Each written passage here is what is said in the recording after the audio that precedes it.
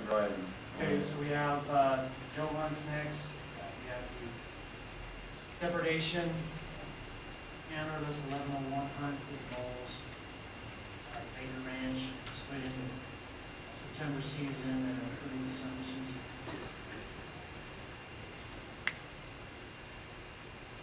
Any commission comment on that? Any public comment? Okay, now I'm ready back for a motion. Mr. Walsh. Thank you, Mr. Chairman. Move to approve resident mule antlerless illegal weapon depredation on 1101 as presented by the department. Have a motion and a second by Commissioner Drew. Any further discussion? Seeing none, I'll call for the vote. All in favor signify by saying aye. Aye. All opposed? Motion passes unanimously. Next is 1181 antlerless illegal weapon hunt. Got several counties that made alternative recommendations. Just wanted to state that we really think that some of these units that have been affected by fire will continue to be affected with lack of winter range to support our deer herds where they're at. That we really think we need to reduce some of these herds. In case of area 10, it's really is opportunity. Commissioner Rain. Thank you, Mr. Chairman. No, we really don't have any business being in this particular business having these doe hunts. In a sense, should be put with very minimal quota at this time and be eliminated in the immediate future until we get herds that can sustain themselves. You know, you take a look at the new areas here, stick with a couple of them, 152, 155. Take a look back what NDOW is recommending for buck quotas on those same units. There's a reason that buck quotas are going down from last year at 749 to 309, 91 to 35, really in late, and that's in the more general 151 to 156 categories. And that, of course, is that we, over strenuous objections from such people as myself, triple tags last year, dramatically affected the population through far over harvest. And now, of course, we're blaming on, what do we blame on? Habitat. Well, the habitat must be bad because we couldn't have good enough success, so therefore we need to kill some of the doe. It's ludicrous. These units, there is no data that has been presented that says anything about the habitat is actually in any way degraded. Yes, we've got those nice charts, but they could just as easily be explained by overharvest and possibly other factors. We still have never done extensive study in the way of predation there. I know that the predation committee in the past has looked at that extensively and thought that would be an ideal unit for some projects because there might very well have been some impacts in that specific area. That has not been explored as one of the alternatives. We're reducing a deer herd that is very likely not being degraded by habitat, that is not over its habitat carrying capacity, but it has been degraded by, for other reasons, with predation by 2- or 4-legged, doesn't matter really, one way or the other, other than the one we can affect today here is 2-legged. These quotas need to be down in the single digits. We need to have a small quota because we went ahead and opened the unit, but they don't need to be at these levels. The area 10, it adds to the congestion in an area where the deer population is not growing rapidly. Area 4, I have not seen the data that's showing us that that is limited by area carrying capacity. You know, we really do need to look at, and I do agree with hopefully that with some of the stuff that Mr. Cox has thrown up there on the screen, that hey, we need to come up with a population objective, as he was talking about in Area 15. Imagine that, that's what the whole mule deer plan said we should do, you know? Clearly, it's always a moving target, but hey, like anything in the social sciences and biological sciences, everything's a moving target. We do need to kind of get ourselves a target and shoot for it. We're not shooting for the right target, we're shooting for one way lower. This is disrespectful of the animals, and, you know, we should concentrate our efforts in another area rather than slaughtering the baby factories for these deer herds. We're really struggling at this point in time. Thank you. Okay, in response to that, I would like to ask Director Wasley a few questions. And one of them, I've had some conversations with you about your mule deer tolerance study. It is giving you data, and because you've had your hand on some of the animals, you're getting data, but you're getting body condition modeling out of that data. My understanding in my discussions with you is these deer have been compromised in body condition. And the reason they're compromised is they're starving to death. And you have actual examples of deer that have metabolized their bone marrow, which is the last thing you do when you starve to death. And so if we have too many deer starving to death, they're not having babies, so your baby factory is dying on its own. And we're reducing the ability to have babies. Is that an accurate assessment of what I just said? Absolutely. We've handled over 800 deer in the last 3 years. We're handling most of those deer from late December to early February. We are handling them in at least 4 different areas of the state: Lander County, Elko County, Humboldt County, and then on the Carson front, including Washoe, Carson, and Douglas counties. We take a series of body measurements. We take weights. We take weights in each of these areas.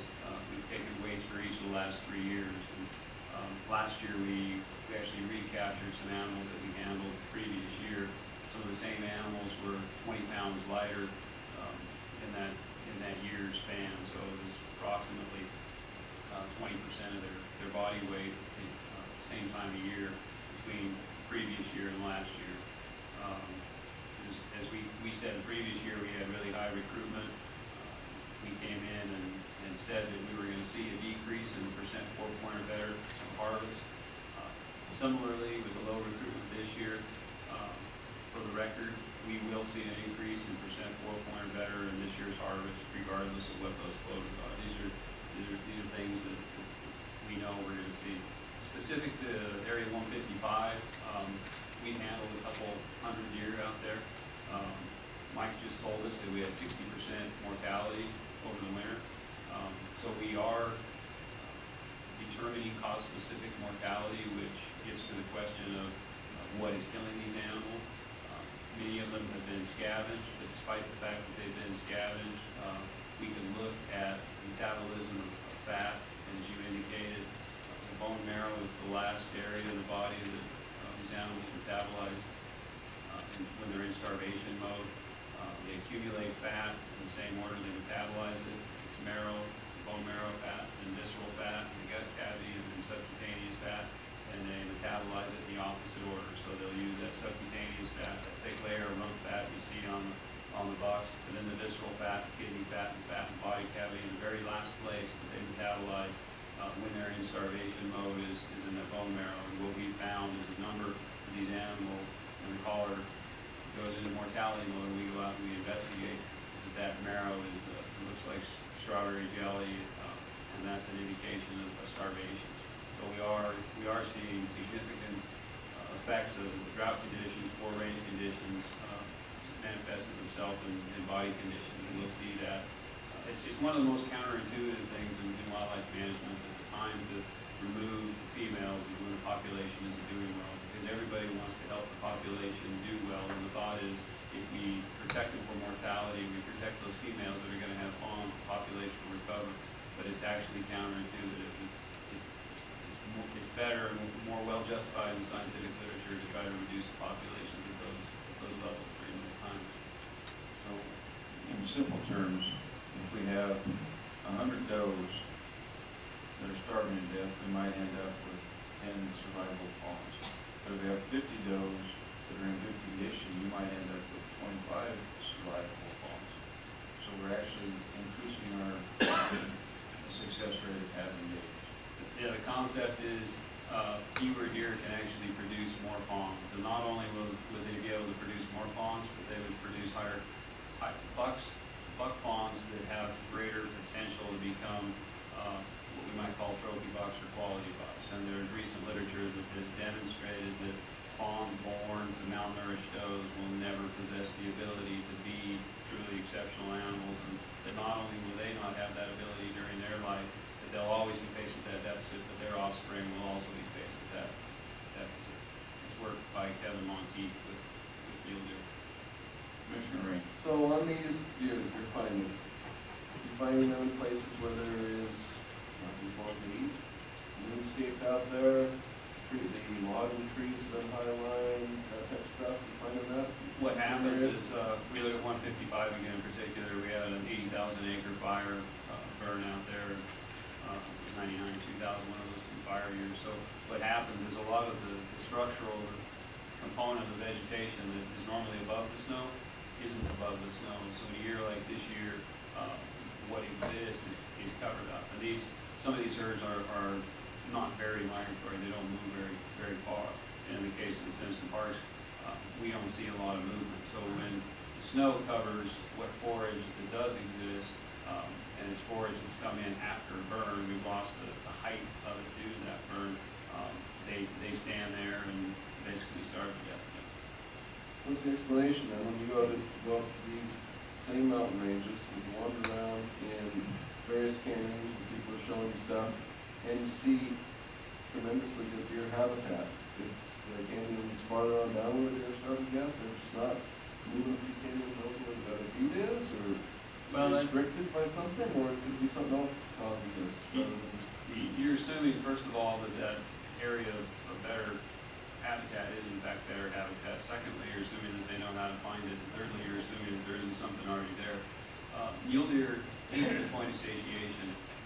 You can feed them styrofoam, and once the stretch receptors on their rumen say they're full, and they're going to sit down and ruminate that. Wherever they are, they're going to consume what's there. We've seen this behavior with respect to some of the fires in Area 6. We collared some deer. We have the winter range that burned during the summer. Collared the deer from the summer range, not knowing how they would respond, what they would do, and they went down to the burned winter range, and they didn't get there and say, oh my goodness, it's ashes, we need to go over there where it's green. They sat there and they died. This is learned behavior. It's deeply ingrained. They don't have that adaptability to think, well, hey, maybe on the other side there's some mahogany that hasn't been consumed. And an 80,000 acre fire is a sizable fire, so they don't have a lot of opportunity to explore. Plus, if they do, it's energy expenditure. So you're talking about a species whose winter survival is already tenuous at best. So there's significant energy expenditure associated with this exploratory behavior that you're talking about that could be the difference between life and death as well. Commissioner Drew. It's probably direct to Wazoo to answer this question, but obviously we had some pretty significant antlerless harvest last year in Area 6 there, and I was just kind of curious if you experienced the response that you kind of expected to see in those units following the harvest that took place. I think Mike spoke to 10 just a little bit in saying that the doe harvest in Area 10 was based more out of meeting an express demand for that, and that quota is usually set commensurate with first choice applicants for that hunt. When you talk about a population the size of the rubies at 23, 24, 22,000, this quota, recommended quota, is just over 900. You can assume that your hunter success will be roughly 50%. So you're talking about the removal of 400, 450 animals out of this population. We wouldn't expect to see a density dependence response across the whole unit that would even be detectable. Area 6, we focused on the southern portion of Area 6. We've had emergency doe hunts there historically, trying to not only stave off, potential die-off, but also protect the investment of winter range rehabilitation. So a lot of these levels, these harvest levels, we really wanted to be aggressive and ameliorate some of these wild swings, ups and down swings, and really see a significant improvement in body quality and fawn production and buck quality as a result, would probably need to be higher than what these are.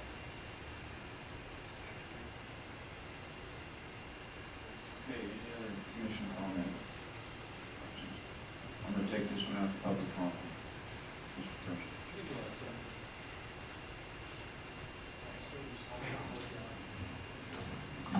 Joe Krim, Persian Cab. Our recommendation here is based on a broader basis. It's not based on just a doe hunt. It's based on that whole unit. So would you like me to go through my justifications for that so it'll just kind of fall into place? Yes. I'm here? Here. Okay. All right.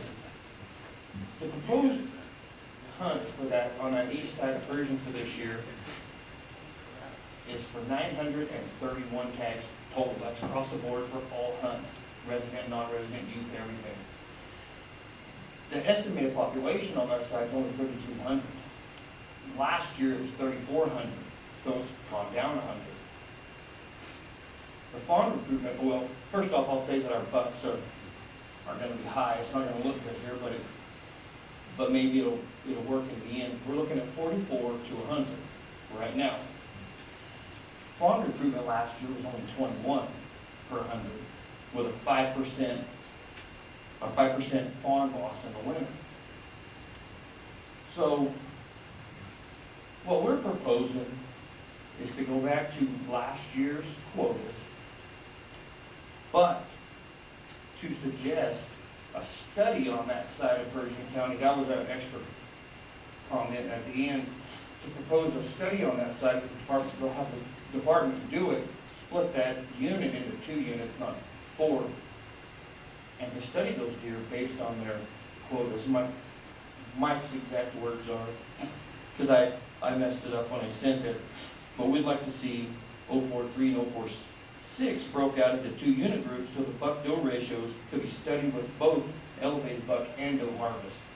But we'd like to see that study run for 5 years. So that's the justification for us wanting to cut those doe tags in half, is to get down below that 30% of our estimated population on that side being hunted, not necessarily harvested and hunted. So that covers me for every hunt that's left in the deer now. I appreciate that. And Mike can answer the questions about how the study would work. I'm not a biologist. It's not my forte. You know, and I will say that I appreciate the thought that you guys have put into the rationale behind what you're asking for. We used to have counties come in and just want to drop numbers. But you guys put the thought into why you want to drop the numbers and make them up with more ideas. Well, the biggest concern came up was we don't discredit the count, but we had some guys in the field, one of our board members in the field that says, sure, we don't disagree that there's the deer there, that many are there, but they're 3-year-old bucks. There's no older bucks at that time of the year during that count. So there's a little discrepancy or a little anomaly going on there about either the count or the time of the year when the count's done or something. They may vacation somewhere else and come back, not till after hunting season when the count is done. So I don't know. And your comment on the 3-year-old bucks leads me to a question of Director Wadsworth. Could it be a 3-year-old buck, or could it actually be a 5-year-old buck born to a doe that had poor quality, and that buck was at a loss from out of the gate? Yeah, you're exactly right, and that was something else that could have manifested itself in our percent 4-point or better data from last year. We certainly saw significantly more spikes than 2 points in our postseason surveys, and that's an indication of poor forage quality as well. So we make, as sportsmen and as hunters, we make a lot of assumptions about the age of the animals based on their antler size. But you could have a very small 3-point buck that could have been born to a malnourished doe or have poor forage quality that could be 7 or 8. And similarly, you could have a 3-year-old buck that was a magnificent animal that had great habitat and ideal growth conditions. Yes. That was all I had to say. All right. But I didn't want to leave in case you had a question. I'm good. Good. More questions to ask, more sounds like a grant approval. Trying to understand, make an informed decision. Who else? Come on up. I wonder about kind of, yeah. We went through all of it, and just like you just said, area plan, so it's an opportunity now. They're saying only 916 tags. So if it's an opportunity now, we ask you take it down by maybe 10%. Due to bring our gill ratio. Last year, area 10, that gill ratio is now, according to their numbers, is 29, 20, whatever. It's at the 30% of the water. So we're saying that, we're just asking you guys to bring it down another 10% to keep us at our 30%. As far as on a personal level, I hunted area 10 last year. And like Mr. Green said, that it sucked. Put it bluntly. I went out opening day, I got run off the road. There was too many people out there. Way too many. I got run off the road, four-wheelers everywhere. And yeah, I took an opportunity here. I could go for it on. Because there's too many people out there. You guys gave out way too many tags last year. That's why our CAB is asking across the board. Goes everywhere. Kind of like 10% for Elder County. Thank you. Any questions, Bill? Thank you. Mr. Castanelli.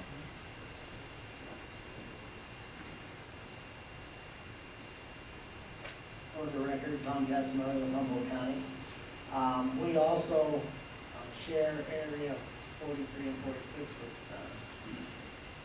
Pershing, and we agreed with them to have a 50% cut. We also would like to see area 051. Last year we had 10 gun tags in there. We'd like to see 051 be cut to 50% of Department's recommendation. Thank you. Thank you. Ask why? You go over your discussion as to why, how you came up with that? I know I saw a little bit on your sheet, but precious. Well, what's your questions? The rationale for coming up with those suggestions was? We're working, right now we're working with the department very closely to get a population estimate and get the model fixed up. And it seems to be working. We're pretty happy with our quotas last year. And the reason we probably would have had no gill hunts right now, that in cooperation with the department, the motion was made, and this is 051 I'm speaking about. And we had the same reasons with Persian. We had members of our Persian meeting and we kind of worked together on that one. But on 051, basically being though we have a gill hunt, we felt that 50% of what the department recommended, as opposed to going back down to 10. We only allowed 10 last year. And just see where our models end up in the future. So 107 and 33 is your suggestion based on working heavily with the department, right?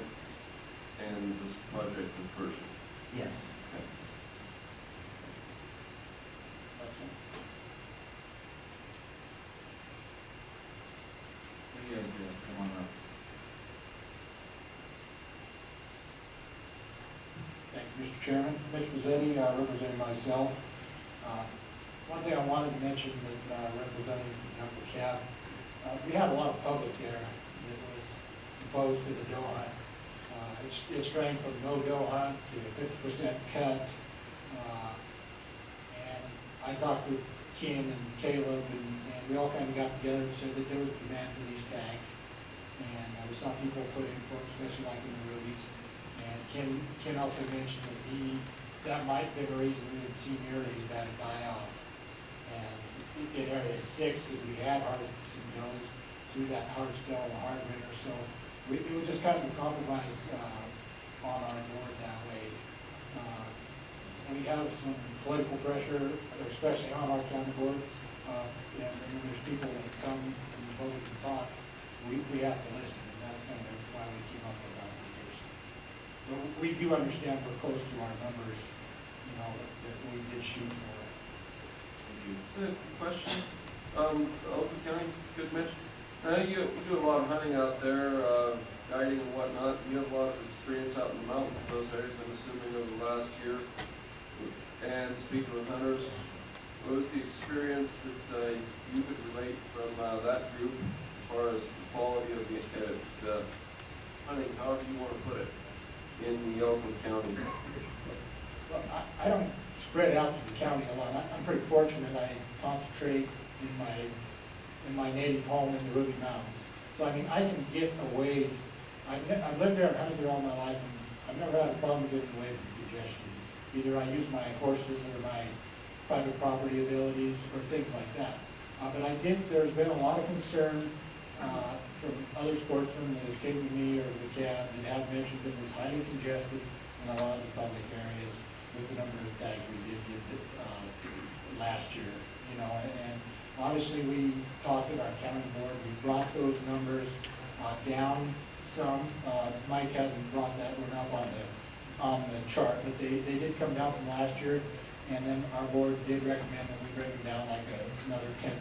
So hopefully that will alleviate some of the congestion in some of those areas, but I did get reports that there was problems, and I'm sure everybody heard those. Was the sentiment mixed within the board and the public that came, and it sounds like there was quite a few people there? We had, Mr. Moore, I did attend our meeting.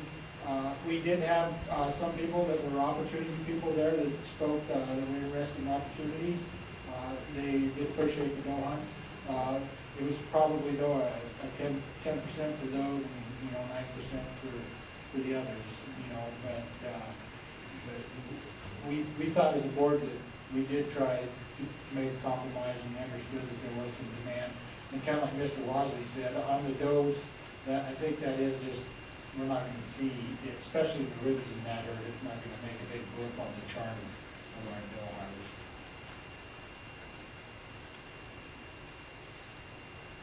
Mr. Bunch.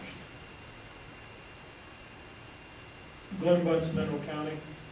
It was mentioned that we talked a little bit about the antlerless hunt. We don't have one in Area 20 yet. It was mentioned that it may be coming down the pike for kind of the same reasons we talked about. And some of the board members were pretty well anti. And again, I told them, as in, for instance, the 916, I doubt that you would sell 916 bow tags. You might sell 30, you might sell 50, you might sell 100. There's not that many people that has the appetite to go kill a doe. And that's what I told my board. If we had 50, they may sell 45 or they may sell 10. The appetite for the sportsman to go out and buy that, to go take that doe is really questionable. Thank you. Thank you. Any other comments? No? Anything else? Nothing? I'll bring it back to the commission. Commissioner Nash. Mike, could you do me a favor and add up your proposed quota for 11/31?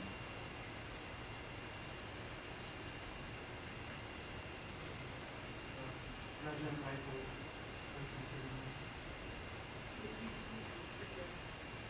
I'm sorry, 11 you. Yeah. It's 1,500. What am I missing? I don't, it is supposed to be the addition of all the numbers right here, right?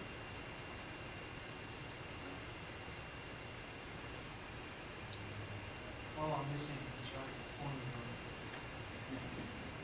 Thank you for pointing that out.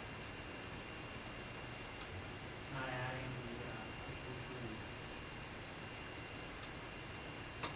So now if we take everybody's considerations and thought, we're back to about 15, 8. Yeah. That'll work. I mean, the individual unit groups, nothing changed there.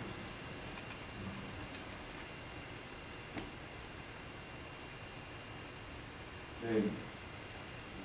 Commissioner Moran. Thank you, Mr. Chairman.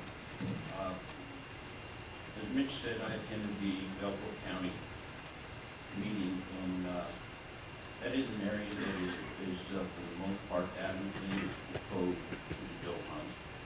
I think the CAB did a good job in taking that into account, but yet making a recommendation of a number that wasn't a huge percentage. And so I believe that I would have a tendency to be able to support that. I also like the Humboldt and Persian got together on the areas that they share and supported each other as to their recommendations. As to the 051, the 2012 quota was at 10, and it would move it to 33, which is a significant increase still from the 2012 numbers. I do recognize that the department, I respect the biologists and their recommendations, and I think that you guys are doing a good job in trying to alleviate that loss before it happens to starvation. And so I'm struggling a little bit with this, but I think on this one here, I have a tendency to want to support the calves.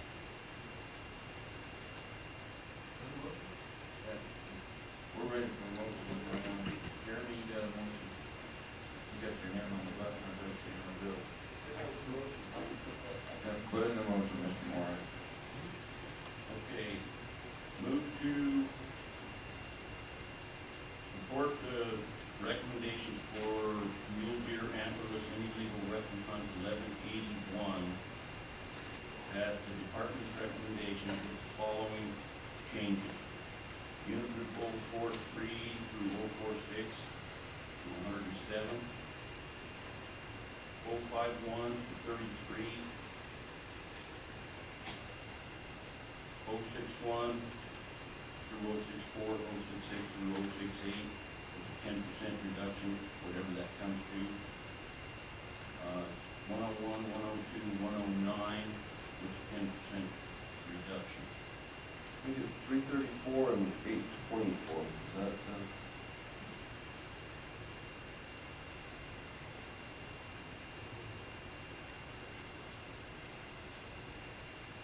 We have a motion.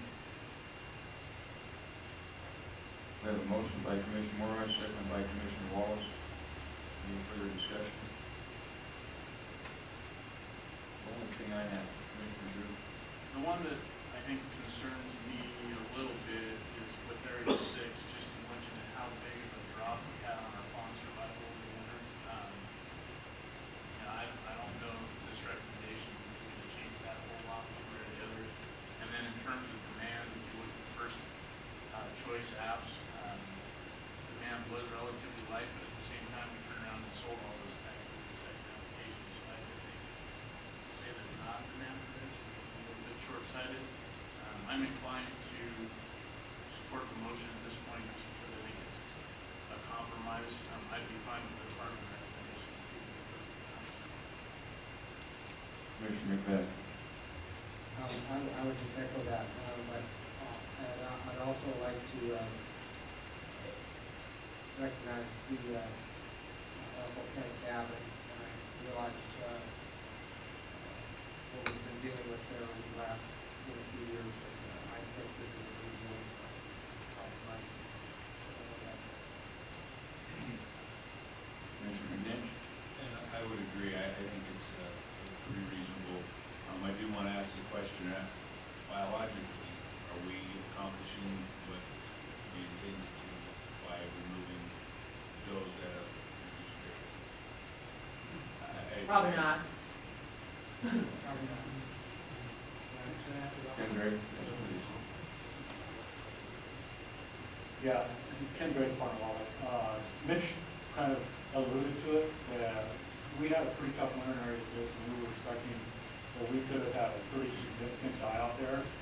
We think that one of the reasons why we didn't is because we've taken the actions to hold that deer population down into what we consider is a limit carrying capacity there in that 9,000 deer range. We had average mortality up there. We could have had a lot worse. To be honest with you, the doe quota is pretty minimal in Area 6 because we're again coming in with a fairly significant buck ratio, and we would rather have you cut our doe tags and maintain our buck tags in all the county. So we really don't have. We're gonna see a lot more by our bucks being killed out there than our does this year. So we probably won't have a real problem with the decrease in does. We're looking at about 18 extra does on the ground. Exactly. Any other commission comment? Commissioner Drew? Okay. My only comment is that, nobody wants this in their backyard, but, and I understand hunters have a hard time getting their hands around the concept of the doe hunt because in factory terms, they are the factory. But somewhere, sometime, we'll have to get an area that's going to be in somebody's backyard and play this thing out. And if it plays out the way that the department says it's going to play out, it's going to be all our job and concern to convince our constituents that it plays out forever. And, if there's a better way to do something, we need to keep looking for it. Everybody wants a better way, and I don't know if cutting these tags is a better way. For that reason, I'm not going to support the motion, but I see that it's probably not going to work this time, but I do believe we need to try other things. And then if it works, we need to band together and tell our constituents why it doesn't work. That's my Commissioner Drew. The only thing I'll say is, given Ken's explanation, I was prepared to offer an amendment, but I don't think I will at this point. I think I'll save my discussions for the vote. Commissioner Lane, Mr. Chairman, I guess would you get a little closer to the microphone so we can get it on the record? Mr. Chairman, I am definitely not a fan of this, but I also don't believe in having animals starve to death. So, I mean, I guess that's what my real concern is right now. So I would support the endow quota as opposed to the caps quota in this instance. So I'm not going to support this motion. Anybody else? Seeing none, I'm going to call for the vote. All those in favor, signify by saying aye. Aye. All opposed? Myself and okay. Yes. Thank you. Okay. And I will work with our local staff, Joe, and advisory board to discuss opportunity to try to do some things and proceed. All right, so the big resident rifle antler illegal weapon 13.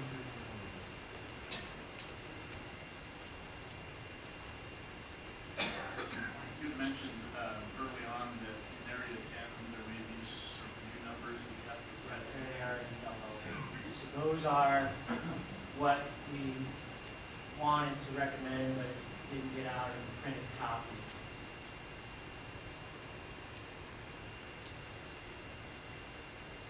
It's about a 20% reduction in last year's. And my question is, Elko County wanted a 10% reduction from their tab. Were they aware of these numbers during that discussion? Okay.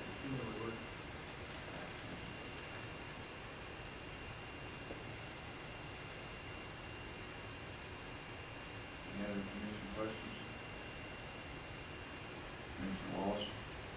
I attended the Esmeralda Cat meeting at area 211, 212, 213. That number was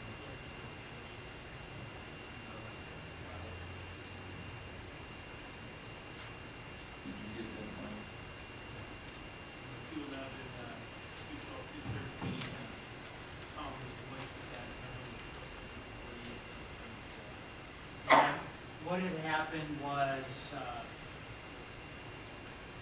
the Esmeralda County Unit 211, 212 is like about 4 or 5 units, Area 25, Area 26, and so we don't have enough deer to classify in the data, so we set it based on harvest. We decided to set a rounded number that seemed to be something that had in the last decade getting decent hunter success. We set it 40 in our meeting prior to me taking the junior tags into consideration and raising those.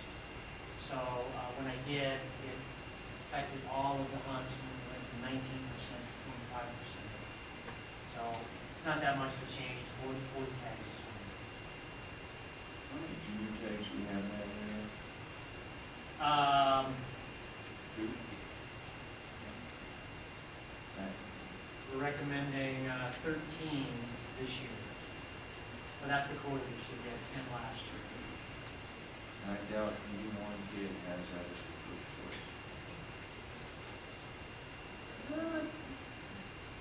I guess some of the locals would. Underestimated. I know I would. You'd have to live there, I guess.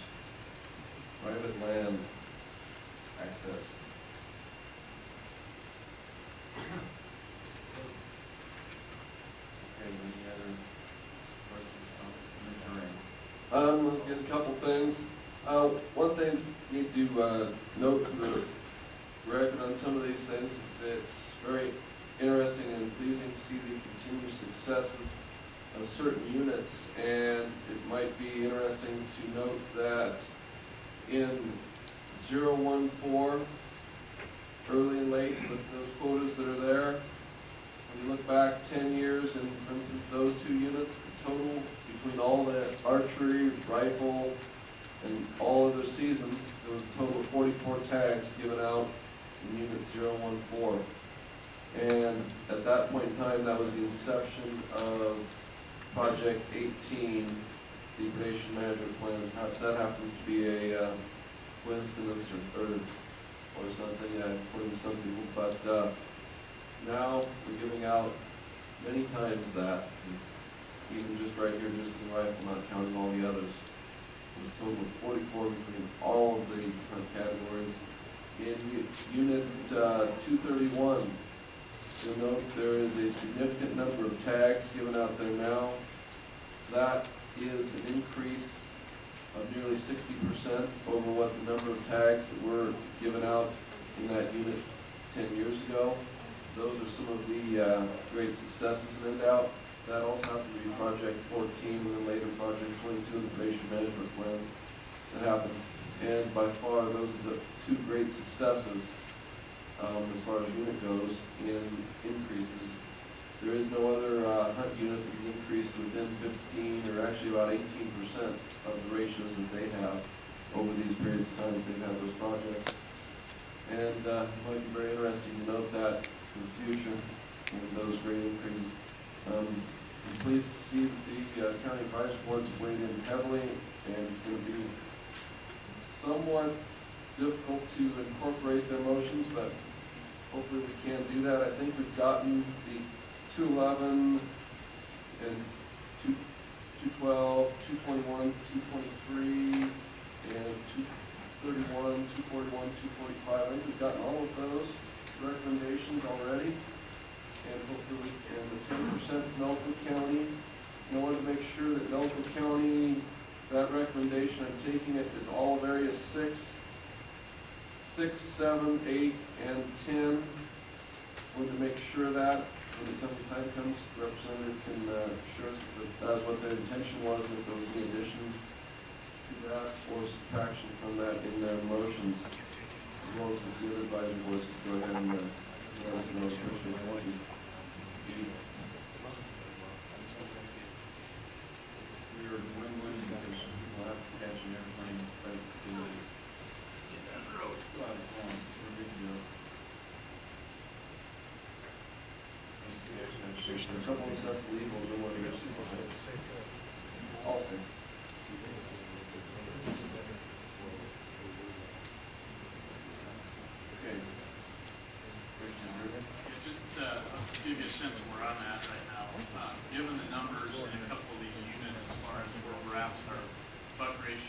amount of data we have, what I've observed on the ground, and taking the counties and, input into account, I have a real heartache with cutting 4.3 to 4.6. I've got a little bit of heartburn, or a lot of heartburn with cutting anything out of area 6, 7, and I can see the case on that early hunt, but I don't know that I can see the case for the later hunts. And then I guess just a general question to maybe the department on the recommendations, as far as it regards area 22 early mid. I think the reason we went to that freeway split is to try and relieve the congestion and what I think Commissioner Macbeth described very well as the non-wilderness portions of that unit. And while I do believe hunter accountability and kind of an off-the-beaten path or putting in for late seasons is probably the best way to alleviate avoiding crowds.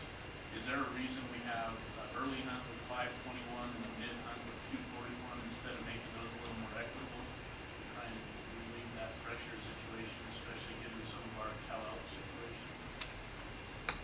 I'm trying to remember the rationale that regional folks had in the 65, 30% split of that total between the early and late. And it may have been a reaction to what the sportsmen may have. They've always been skittish of having a lot of those tags issued after mid-October, but I would agree that spreading those tags out and truly using that mid-season more effectively would be appropriate.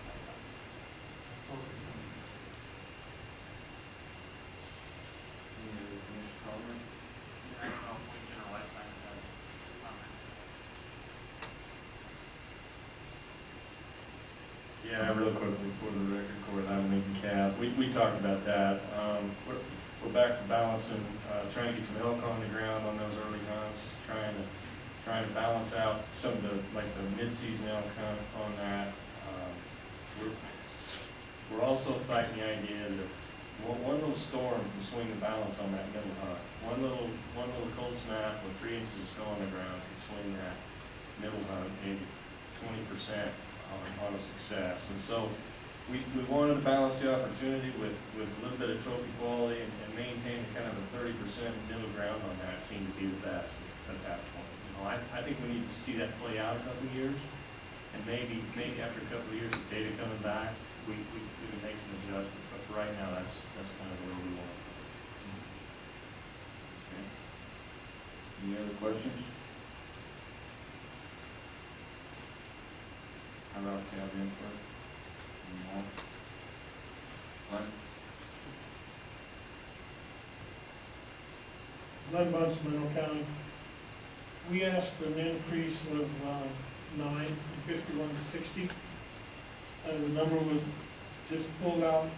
The animals come in late, as it's been talked about. The guys, the people who were successful, we still, even though we had 81 tags last year, I think we had 50% success. Guys had to get out and work for them to get what they got, and the feeling was that we could still have, talking to Biologist, he said that the mine wouldn't hurt, so we're asking for an increase up to 60. Okay, thank you. Elko?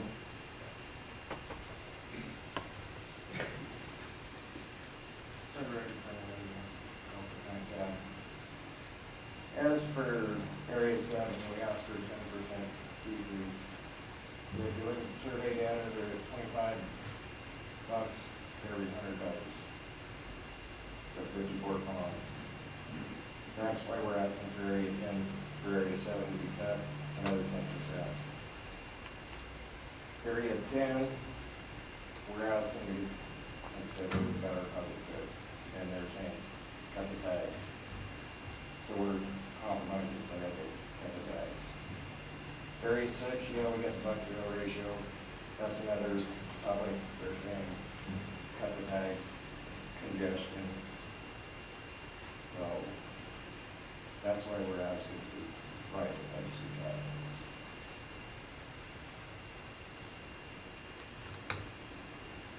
Any question, Elko? Scott, yes, we knew about the that never changed when we went through and did our. Okay, did that include units 081? Was that part of the discussion? Did that come up as far as 081 come out? Okay, so that you're recommending 5 less than 42. Yeah. Okay, thank you. You have the cap. Come on up.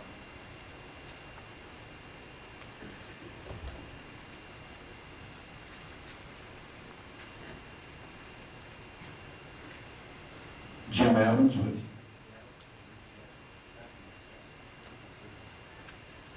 with Eureka Cap. Last year's, as the commission certainly realizes, we sustained some pretty significant